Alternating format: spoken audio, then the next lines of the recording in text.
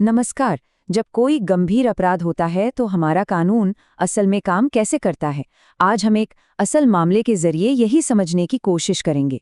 देखेंगे कि Indian penal code यानी आईपीसी और पोक्सो एक्ट जैसे कानून पीड़ितों को इंसाफ दिलाने में आखिर क्या भूमिका निभाते हैं। तो चलिए, सबसे पहले इस केस की टाइमलाइन पर एक नजर डालते हैं। देखिए, 14 अगस्त को एक लड़की का अपहरण होता है।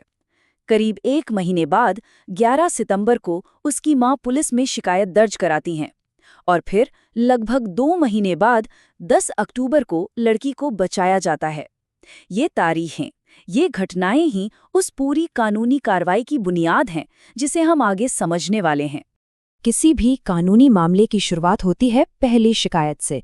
इस केस में यह शिकायत पीड़िता की मां की तरफ से आई थी और जानते हैं, इसी शिकायत ने शुरुआत में पूरी जांच की दिशा तय की।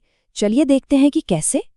तो जब मां ने शिकायत की तो पुलिस ने उस जानकारी के आधार पर एक रिपोर्ट दर्ज की। अब उस वक्त किसी को भी अपराध की पूरी गहराई का अंदाजा नहीं था। मामला बस अपहरण का लग रहा था, क्योंकि असली और भयानक सच्चाई तो अभी सामने आनी बाकी थी। तो पुलिस ने शुरुआत में आईपीसी की 2 धाराओं में केस बनाया।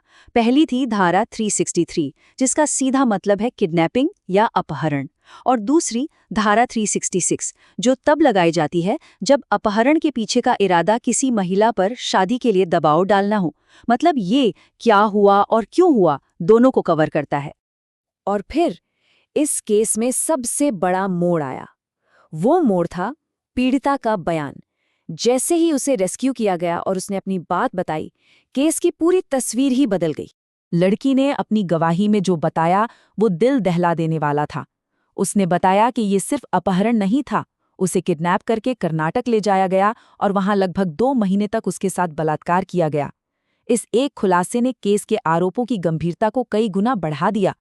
और यहीं पर हमें पता चलता है कि एक पीड़ित का बयान कितना ज्यादा जरूरी होता है। देखिए, जो मामला सिर्फ किडनैपिंग की धाराओं से शुरू हुआ था, वो अब लड़की के बयान के बाद रेप यानी आईपीसी 376 और पॉक्सो एक्ट के उल्लंघन जैसे संगीन आरोपों तक पहुंच गया। ये सब मुमकिन हुआ क्योंकि लड़की ने हिम्मत दिखाई। तो ये आईपीसी 363, 366, 376, ये सब धाराएं असल में है क्या? इनका मतलब क्या होता है? चलिए, अब जरा इन कानूनी धाराओं को एक-एक करके आसान भाषा में समझते हैं। तो धारा 363 किडनैपिंग के बारे में है। आसान शब्दों में कहें तो अगर कोई शख्स 18 साल से कम उम्र की लड़की को उसके माता-पिता या गार्डियन की मर्जी के बिना कहीं ले जाता है तो ये कानूनन अपराध है। ये उस एक्ट को क्राइम बनाता है। अब धारा 366 एक कदम और आगे जाती है।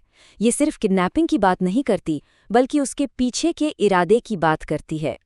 अगर किसी महिला को इसलिए किडनैप किया गया है ताकि उस पर शादी के लिए दबाव डाला जा सके, तो ये धारा लागू होती है। और फिर आती है आईपीसी की धारा 376 यानी रेप। ये वो सबसे गंभीर आरोप था जो सीधे लड़की के बयान के बाद जोड़ा गया। ये उस यौन हिंसा को कानूनी तौर पर एक अपराध मानता है जिसका सामना उसे करना पड़ा। लेकिन रुकिए, कहानी यहीं खत्म नहीं होती है। आईपीसी की इन धाराओं के अलावा इस केस में एक और बहुत ही जरूरी और शक्तिशाली कानून सामने आता है, और वो है पॉक्सो एक्ट। अब यहाँ एक बहुत ही वाजिब सवाल उठता है। जब आईपीसी में रेप के लिए धारा 376 पहले से ही मौजूद है, तो फिर पॉक्सो जैसे एक और अलग कानून की जरूरत ही क्यों पड़ी? इसका जवाब पॉक्सो की परिभाषा में ही है। पॉक्सो का पूरा नाम है protection of children from sexual offence act. ये कोई साधारण कानून नहीं है, ये एक खास कानून है, एक सुरक्षा कवच है जो खास तौर पर बच्चों को यौन अपराधों से बचाने के लिए ही बनाया गया है। तो पॉक्सो इतना जरूरी क्यों है? देखिए, सबसे पहली और अहम बात, ये उम्र पर फोकस करता है। अगर पीड़ित 18 साल से कम है तो पॉक्सो एक्ट लागू होता है। ये सिर्फ सजा की बात नहीं करता, बल्कि ये भी पक्का करता है कि पूरी कानूनी प्रक्रिया बच्चे के लिए सेंसिटिव हो। इसका दायरा भी रेप से कई ज्यादा बड़ा है, और सबसे जरूरी बात, इसका पूरा फोकस नाबालिग की सुरक्षा और उसकी भलाई पर होता है। तो हमने आईपीसी की धाराएं देखी, पॉक्सो एक्ट को समझा, लेकिन सवाल ये है कि इतने सारे कानून एक साथ क्यों मौजूद हैं? इनका असली मकसद क्या है? असल में ये सभी कानून एक पहेली के टुकड़ों की तरह हैं, जो मिलकर एक पूरी तस्वीर बनाते हैं। ये एक साथ काम करते हैं ताकि अपराध के हर पहलू को न्याय के दायरे में लाया जा सके।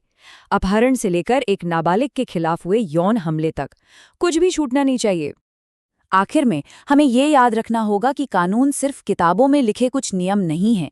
ये एक समाज का वादा है, अपने सबसे कमज़ोर और मासूम लोगों की रक्षा करने का वादा। और इस वादे को हर हाल में पूरा करना हम सबकी जिम्मेदारी है।